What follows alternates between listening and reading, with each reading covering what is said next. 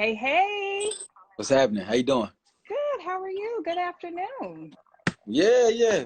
I was just Chilling. playing your music to, warm up the crowd. Yeah. Yes, of course. Had it going in the background, trying to create a little ambiance. Appreciate that. It's a No vibe. problem. I Yeah, appreciate you coming on and talking to me on yeah. live. For sure. How you doing on quarantine? I'm chilling. You Yeah. know, I'm naturally kind of to myself. So, yeah, I'm just playing piano. I'm just playing instruments around my house. I ain't doing too much. Are you quarantined in LA or Chicago?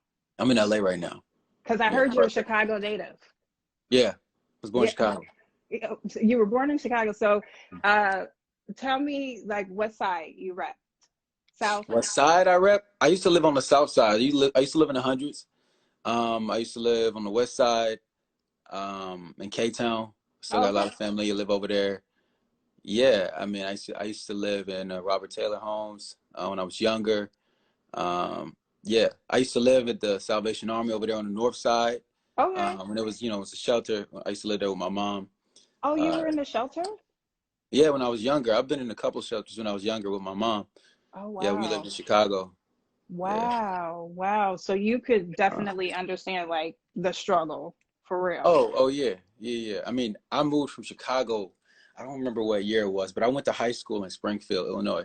Okay. So we moved out of Chicago by the time I was, In I high got a little bit school. older. Yeah, by the time I got a little older, then I moved back because my grandma still lives in Chicago. Okay. Um, Okay. So yeah. like, did you have anything like it rough coming up or were you just I like, mean, if you live in Chicago, you just kind of you get used to it. mm-hmm, You get mm-hmm. used to drive-bys. You get used to like gunfights and gang related shit that happens. So um, Do you yeah, think I that's a don't know. bad thing though? Because I feel like a lot of Chicagoans, we become like immune to the violence and Yeah, it just becomes like, okay, well, that's what just Chicago is, but yeah, Chicago shouldn't be. You know what I mean? yeah. But you can't really.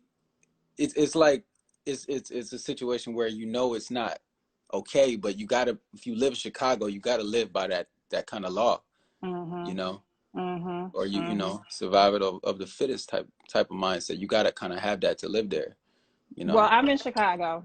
I I mean, say it's safer downtown, it's safer in the suburbs. You feel me? Like, yeah, but in the city, you kind of got to stay where your people at and don't for venture too sure. far off in the wrong neighborhoods and stuff like that. Well, I got, on my dad's side, my people are from the hundreds. Well, Uh-huh. hundreds, so like 130th or whatever. And then, I stayed in the suburbs though of Yeah. Chicago. And then as an adult, I was like, you know what? I'm just gonna move to the city and just see what it's about. So I've been living in Bridgeport, which, I Hmm. mean, back in the day, African Americans couldn't go to Bridgeport. They get, Yeah. Well, I mean, killed. it's like two different. It's like Chicago is really interesting because it's like you got two different worlds in like one city. You Mm-hmm. got the inner city is a totally different perspective than the people that live downtown or live near the water. Who work there. They have no even idea or Idea. concept of what it's like. It's Mm-hmm. completely contrast. So, what do you miss the most about? Because when's the last time you visited here? Um, it's been a minute, honestly. Yeah. Uh, yeah, I usually try to go back like once a year. My grandma lives in um, Belmont, Okay. so I try to make my way up there. But my mom lives in Springfield, Illinois now. She has a restaurant out there, so I've frequently visit there more. I have Mm-hmm. more immediate family in other parts of Illinois rather than Chicago. So I mean, all my cousins and stuff still live there, but I just don't go back as much. It's So, different how? now, man. They don't fucking know me. You know what I'm saying? Like, No, yeah, they don't. I yeah. mean, they No, don't know me from seriously. living there. Right. Right. I mean, they know my dad, but um, it's just different out there, man. Them boys out there, they live by a different code. Oh, for sure. Yeah. So, what do you miss the most about like Chicago or like food wise, maybe? Let's say Um, you ever heard of Scat Ales? Scat Tails.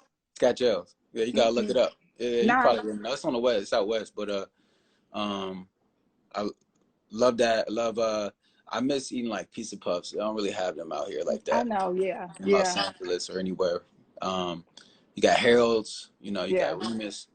Um, that kind of stuff I miss. I never really was a deep dish pizza person, but I know that's a Me neither. Chicago thing. But that's like more of a downtown thing. Like people Mhm. who live downtown, they talk about the deep dish pizza and shit. But I Mhm. never really had that growing up. I had pizza puffs, and that's what all I wanted No, growing up. look, Yeah, I'm with you. You know, I still be trying to get the little Totino's pizza puffs, and yeah. use that as my little Not the like pizza same, puff. man. Nah, it's not. It's Yeah. definitely not. But because I was gonna say I'll send you some Garrett's. I didn't know if you was a popcorn Hey, fan. every time I fly into O'Hare, I get some Garrett's. I give it to my mom though. Oh, I Yeah. mean, if you ain't gonna eat the caramel or the Chicago mix, well, I really only get the cheese. You know, I just give it to her because she like that kind of thing. But no, I okay. can't. I You don't can't. really. No, I Yeah. don't No, really you do it gotta like that. stay. You gotta stay tight. So in Yes. Chicago, how did you like begin to get into acting and singing? And you're like kind of Mhm. like a triple threat, I'd say. Yeah. I when I moved to Springfield, I went back to Chicago again.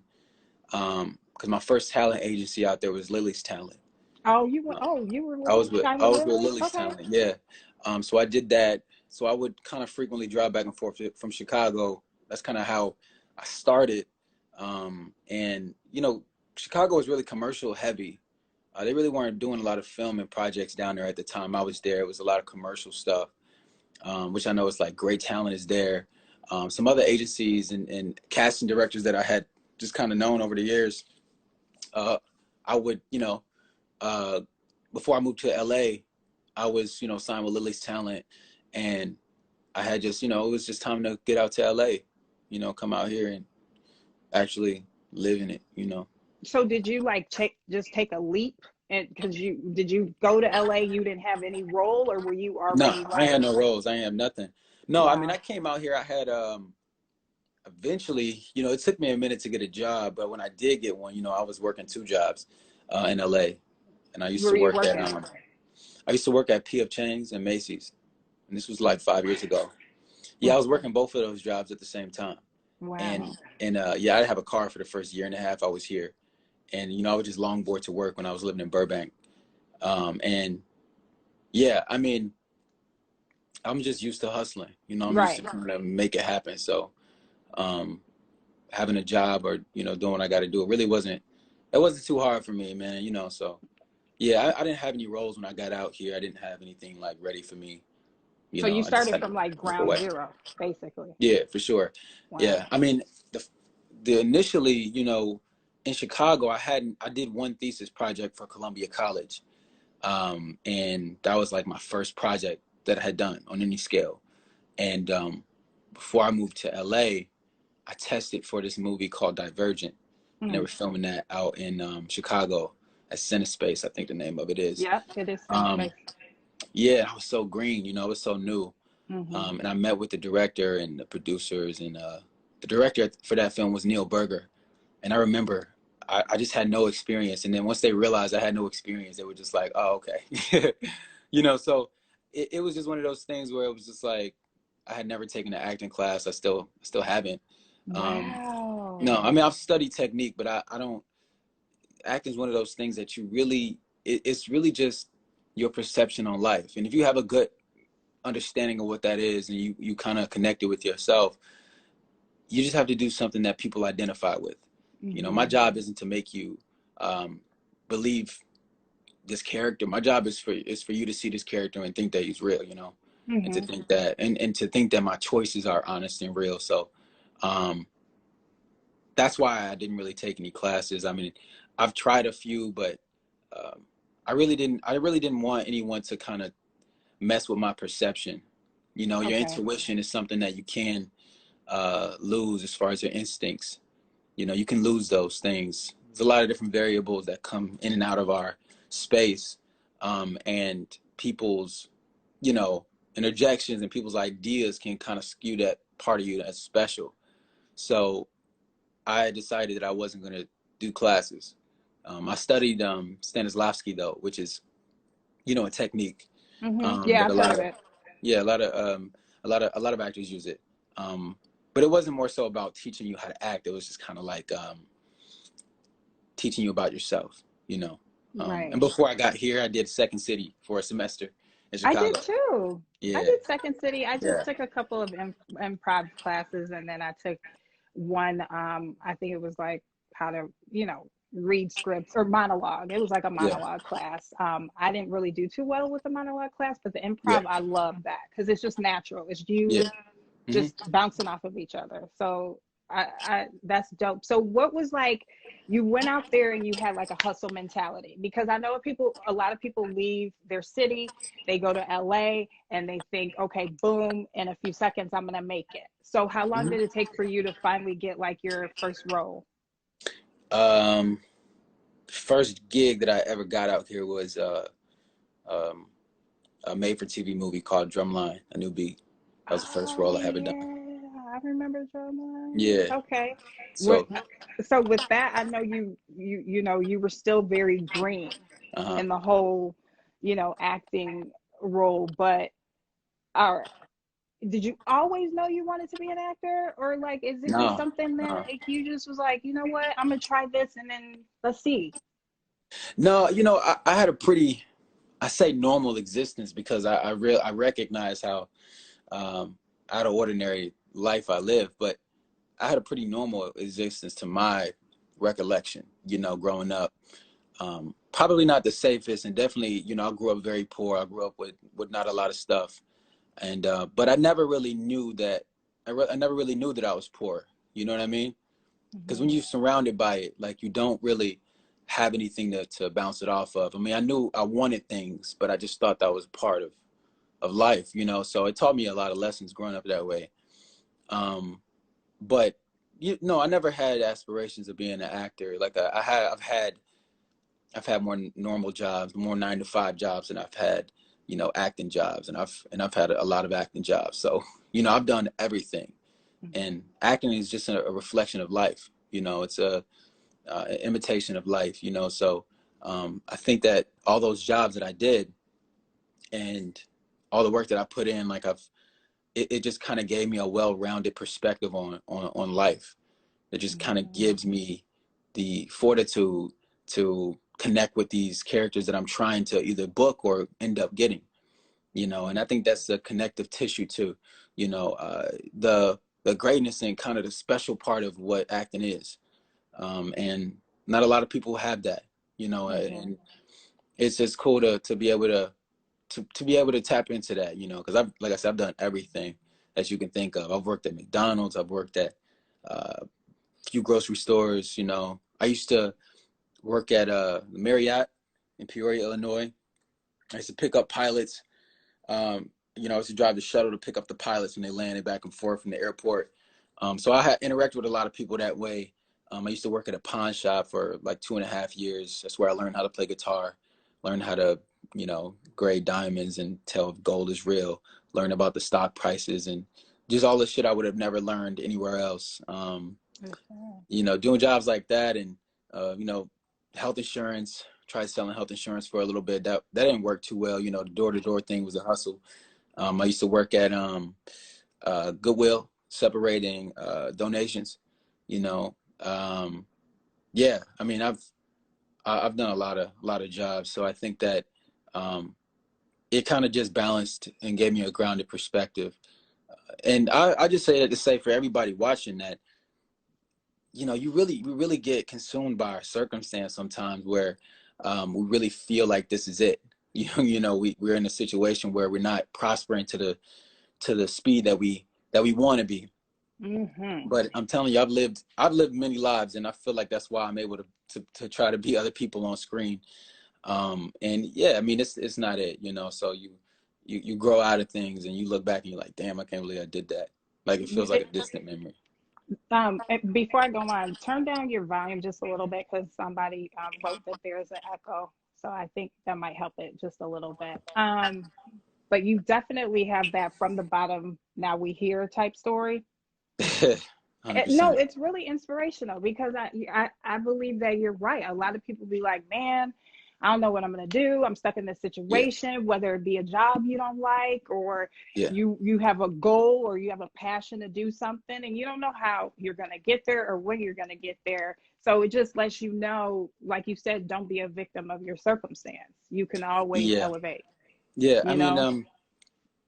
yeah, that's the thing is, but it's really hard to, it's not their fault that they feel that For way. I mean, sure our not. society isn't built for us to grow in that capacity. So it really does Hmm. take extra effort to see outside of what you can physically see. You know, Hmm. humans are very visual beings. Like we have to be able to see things in order to obtain them. If you've never seen these things, there's no way you can ever get them. You know, you have to have Right. an extreme imagination, which is what the kind of person I was growing up. You know what I mean? But it's you can't visualize something that you can't see. So you got to get out and see the world, man. You got to be present, For and sure. we only live in like a certain mile radius of the actual world, you know. So Hmm. our problems feel very big, but in the grand scheme they're very small compared to, to the world. So um yeah, I mean, if people really understood the power that they had to conduct their life the way they wanted to, I think that we would have a lot of creatives, a lot of people who were innovators, a lot of people who kind of shift cultures in many different ways. But instead, our society is built in a way to carbon copy us, Hmm. man, and cookie cutter us and say, you need to go to school, you need to do this, you need to follow these steps in order to be successful. And then until you break the mold and say, no, I'm gonna do my own thing and I'm gonna fail my way to success, you really won't reach your full potential. You'll always kind of be capsized and be, you'll plateau. You'll kind of reach your peak You in are your early speaking 20s. you are speaking a word. You're so like, and I feel like a lot of people need this. So the fact that you did come from like very humble beginnings, I feel like it makes you a more rich person. And Mm, I mean rich just internally versus yeah. monetarily. And I feel like everybody needs that kind of, you know, I hate to say rock bottom, but it'd be Hmm. different if you were, you have money. And I mean, come on, we all know you're very handsome. You're, very handsome male. And some people get cocky or they don't understand other values and have appreciation for things in life. So the Yeah. fact that you're like that, uh, I feel like as a person, just as Hmm. an individual, takes you to so many different, like elevates Yeah. you, Yeah. I mean, a higher game. that's the that's the key, and I think we get caught up in trying to succeed, or get caught up in trying to just do things that we really don't spend a lot of time on our intellectual property. You know what I mean? Yeah. And it's really the only thing that someone can never take from you. Hmm. Yeah, and everything else is temporary. I mean, everything in life is temporary. Everything has an expiration date. But we still have certain gifts, right? That we don't get to tap into because our society and cultural upbringings really don't give us the fortitude to explore those things. And I Right. think there's a connective tissue between the underdog, or the people who had to come from nothing and end up being something. There's something there. I mean, people like LeBron, people who grew up without a dad, people like Tyler Perry, who was homeless until he was 25, who was now like 600 million net worth. So there's a connective tissue between the people who've had to fight their way through in Hmm. order to be successful. I'm not saying to live in a structured home is not great. It is. But what happens is you become conditioned to things falling into place. And so For when life sure. happens, you don't know how to react to it. And so people who have had to react to life a lot more tend to become successful faster, because they have to react to things as they come, as Yep. opposed to people who've been conditioned to everything mapped out their whole life. I got friends who've gone 4 years in college and not using a degree. You know what I mean? It's because we've been told from a young age that these are the things we got to do. And my mom, she never really put those pressures on me. I mean, she wanted me to have good grades. I was scared to come home with bad grades, but I never felt the pressure that I needed to go to school, or that I needed to do anything that I didn't want to do. Right. You And just were yeah, free to be you, yeah, yeah, pretty you have much. to journey down that, man. And it's that's the part. That's the reason. That's life. You that's the point of life. You know, life is not supposed to be check to check. Life is not supposed to be a 9 to 5 forever. That's not life. That's not living. You know, we weren't put on this earth to just strictly be, you know, workers barely getting by. You know, Hello. so that's why when I run for president, in 20 no, but seriously, you get it. Hey, Y'all better vote for you have Rome. to be your own champion. You got to champion your own existence, and you have to speak things as if they are true. Yeah, And you that's know, true. and people don't understand the power that they have. So, whenever I do talk to people, whenever I do get on my live, I try to express that to them because um, it's not a lot of people that want to kind of shed that light. There's a lot of insecurities with giving people the keys to success because there's a crab in a barrel mentality that we come from, Yeah. especially in the Black Woo. community. Yes, And so sir. I just try to break the mold and try to, you know, uplift people and tell them that they're larger than their circumstance, because it's easy to hear from somebody that you maybe watch on TV or somebody you idolize as opposed to, you know, the guy at work at your gas station or whatever. Yeah, no, for sure. But I love how you broke the mold, because when I got a press release about you singing, I was like, wait, whoa, whoa. And then actually I was on Twitter Yeah. and I came across a video of you dancing. My TikTok, Yes, sir. hey, I'm taking over everything. Believe me. Listen. And I'm like, wow, I didn't even, realize that, you did that. And like you said earlier, you learned how to play guitar, which is amazing, Mhm. just by working in a pawn shop that, So let's talk about your music, because you Yeah. just released uh, Keep Me in Mind. Yeah. So I listened to that. I actually like it. I put it on my music playlist. So Okay. yeah. That's love right Uh, there. so let's talk about like your music journey, Hmm. and how, well, first, who's your favorite artist? Who's your favorite music artist? Um, you know, my favorite music artist right now, I think The Weeknd is really amazing. Okay. Drake is my favorite artist just because he gonna outlast everybody. You know, he's just like the catalyst of reinventing. You know, Mm-hmm. like I've heard this from 2 Chainz. Told me once, he like, you got to reinvent yourself every couple of years. A good business does that every couple of years. And when you're an artist, you're somebody who lives in the contractual space, meaning that your work is based on other people hiring you to do things. You have to be able to adapt and reinvent yourself, you know. And I think that music has always been something that I've always done, but things come in time when you're able to take them on. So although music was a passion for me, acting was something that was more relevant at the time, and definitely something that um, gave me more stability.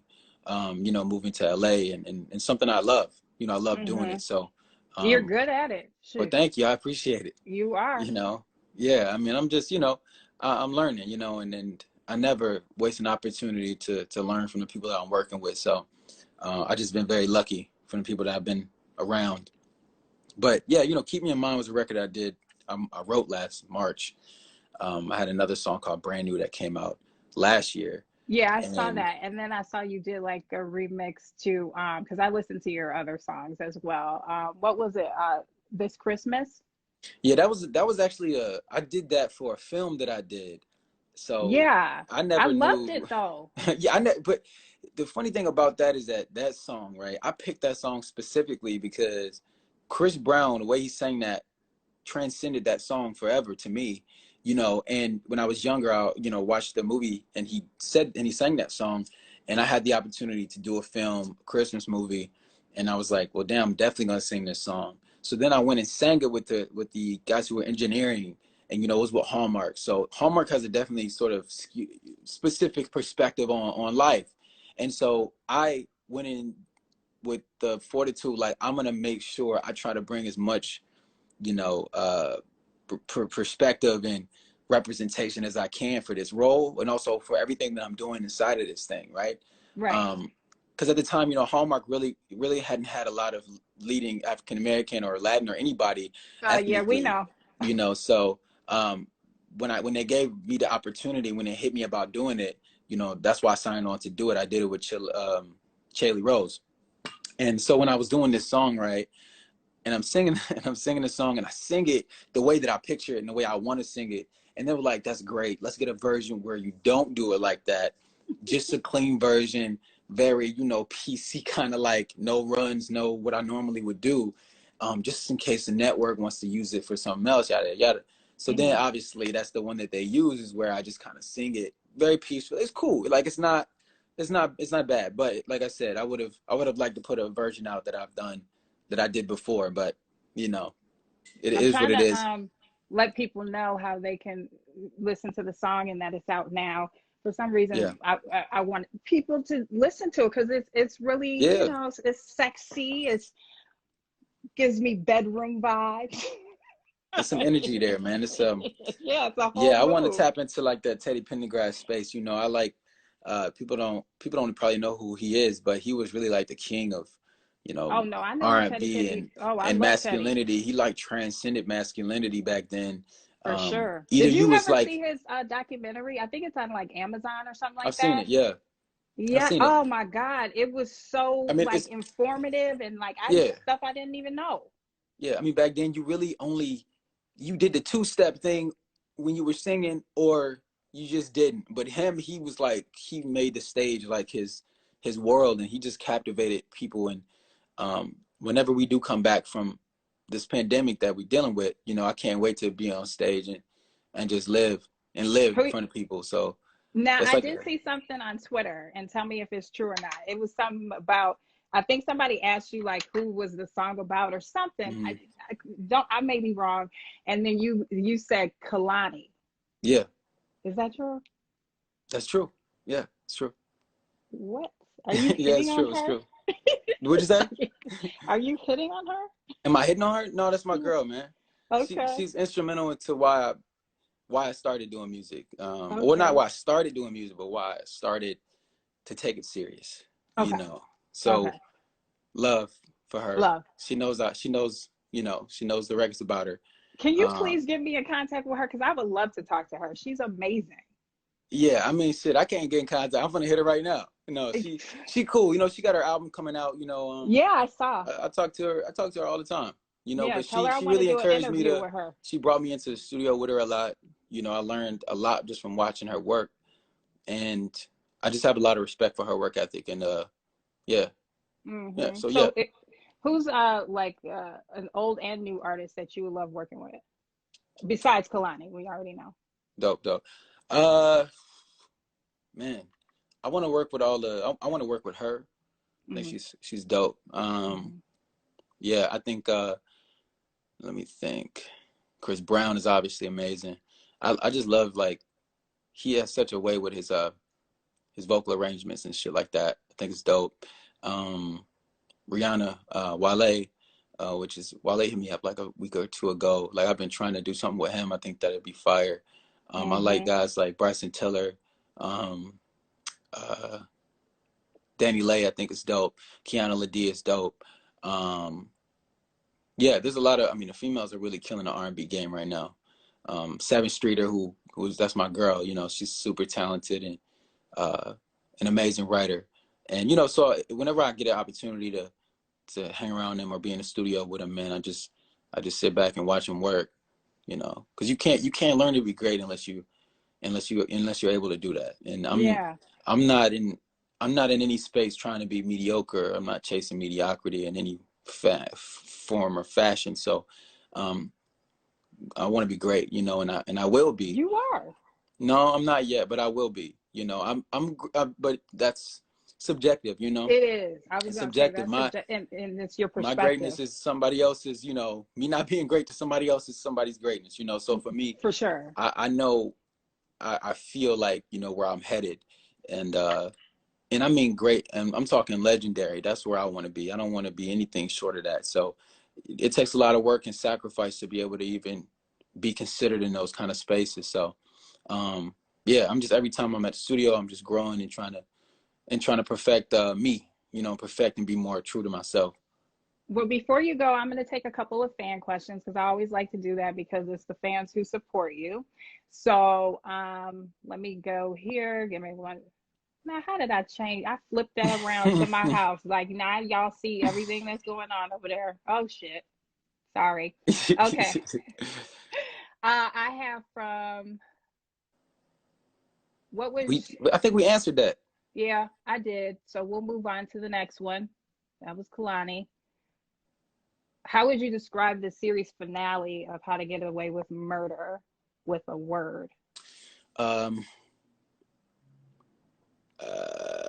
one word. I don't know. I don't know what word I could use for the season finale. I haven't seen it. I'm watching these last few episodes with the fans. You know, Mm-hmm. normally I watch them before, but these last few I haven't seen. So I haven't seen the last episode. I know what happens, but I haven't seen it. But yeah, it's just a thrill. You know, it's gonna be a fucking thrill. It's gonna be a ride, like a roller coaster ride. From this point on, we've been kind of headed this way, you know, and then now we reached our peak, and now we're headed back down, you know, and now Mm-hmm. we got to hit the ground at some point. So I think shit is about to start spiraling and snowballing downward. I can't wait for these scenes that I know that are about to come. I think next episode with Viola, in her courtroom scene. It's just yeah, y'all gonna really love it. She's obviously phenomenal, but in this particular scene, it's really about to, yeah, Emmys, all of that. She gonna get all of those things, All one hundred right. percent. I'm because I know time is running out, y'all. Um, this is the next question. Do you Do you? support? Do I get support from the LGBT Oh, for sure he community? does. I know I you do. do. It's I love them though, but at the same time, it's a love hate relationship, man. Like they get on me a lot, you know. Why? They just do, man. It's just like a, like I said, I'm a champion for them though, man. And I'll never not show love for anybody's sexual orientation or whatever they prefer, because I know life is not simple. Life is messy, you know. So some people trying to figure it out. Some people don't know what they want or who they want to be, and that's okay. You know what I mean? Yeah. And this is the time now to be able to stand up for those people, because there's been a time in our history where clearly, you know, they didn't have a voice and they were disenfranchised. So um, I fuck with everybody, man.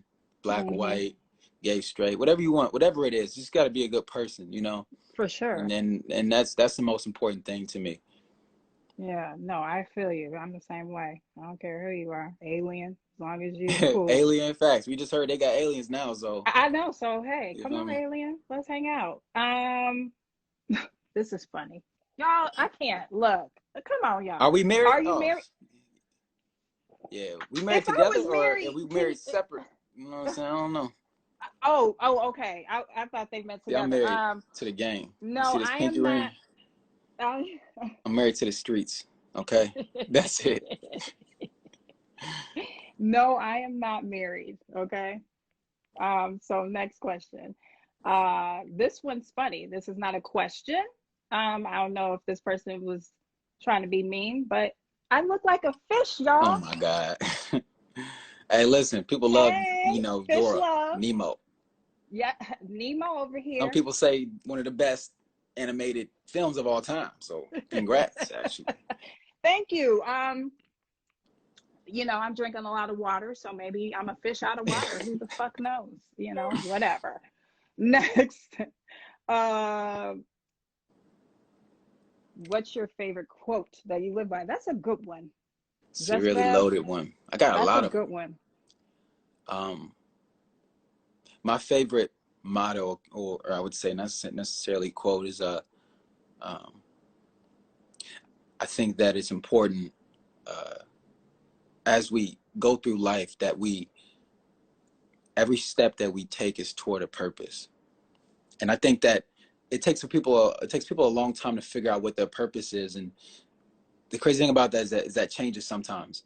But what's important and what you should do is make sure that you're deliberate with your actions and specific about the things that you want to do. That's why people veer to places that they shouldn't be. That's why people end up in situations that they shouldn't be in, because you have to take each step as if it's towards your purpose. So if you do it that way, you'll only reap benefits. You only gonna grow. You only gonna, you know, reach your potential. So I just live by every step I take is toward my purpose, and that means it's a lot more responsibility. That means any kind of distractions is gonna it's a lot more heavy. You know, that's why I say any time I spend with anybody is meaningful time because I don't have any time left to waste. So that's kind of Yeah. what I live by. Yeah. I don't know what my favorite motto is. I just try to do right, live right, That's you cool. know. Um, Next question. How many language can you Mm, both speak? Hmm. Un poquito español. Nah. okay. My grandfather was Panamanian, so I learned a lot of Spanish from him, but not a lot. Okay. Yeah. J'espère que vous passez un bon journée, which means like have a good day in And French. that's in French. Okay. Yeah. Um, yeah, I mean I'm half Latin, so I know some Spanish, but and yeah, the languages besides that. I don't think so. I could learn just about any language. I could do just about anything if I have enough time to do it, honestly. Yeah. Learn But it. yeah, yeah. Yeah, you're very talented. I'm pretty sure you can. Appreciate you. Um, this is a good one. Where do you see yourself in um, 10 years? you know, I don't know. Hopefully alive, you know, For uh, sure. you know, happy, um, and stable. That's the only thing I could really hope for. All the other materialistic things, they come and go throughout life, Mm. but those main properties I hope to have in 10 years. 10 years feels like, I mean, in 10 years, you could be a totally different person. So you have no idea where you could be. I know you can be a totally different person, or your mind sometimes, like mentally, what depending on what you've gone through within those 10 years can change. You could change your mind on certain things. So sometimes you could Hmm. grow to become a totally different person. There's nothing wrong with that. It's still you at the core. You could just desire different things. Okay, so I'm going to wrap this up because you've stayed already 7 minutes. So a few more questions. Everybody's been asking this. What is your star sign? Or what? Let's just go zodiac sign because I don't know what a star sign is. Do you?